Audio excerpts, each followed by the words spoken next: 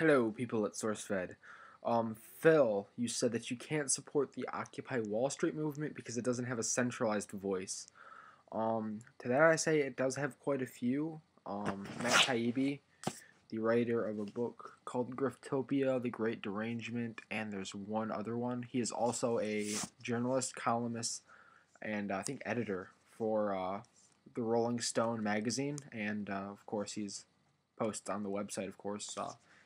His blog is most famous on the website, I do believe.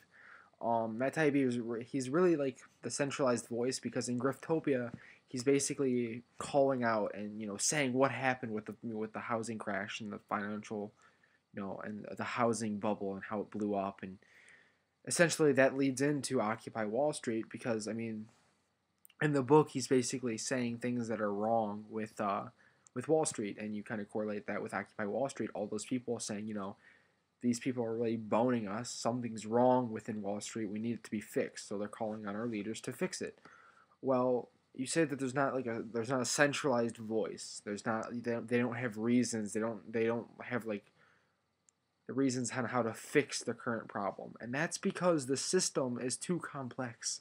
Maybe 7 people in the entire world understand the system and how the banks and the corporations and the lobbyists, not so much the lobbyists, but the corporations and the banks primarily, have really devised a system to bone people out of their money. I mean, Goldman Sachs with the marketing crash, they lost all that money and then our government gave it all back to them.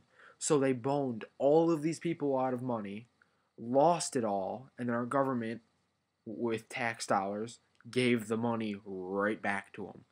That is complete and total bullshit, and that is a problem. Um, However, that problem might be able to be fixed quite simply, but there's many other problems that are in the inlying working mechanics of Wall Street that the common man like me and you, we can't really understand, and it was devised that way. So I really think you should do more research. Definitely read this book. It's Griftopia by Matt Taibbi. Bubble machines, vampire squids, and the long con that is breaking America. Um, I'm about halfway through it right now. It is a very, very good book. Very, very eye-opening. Matt Taibbi's writing style is very good. He keeps it interesting, and he isn't like your flat-out bland and boring writer where it's like, but instead he does keep it interesting. So I really suggest you to read that book and then kind of look over Occupy Wall Street and then make your decision on whether you still support them or not.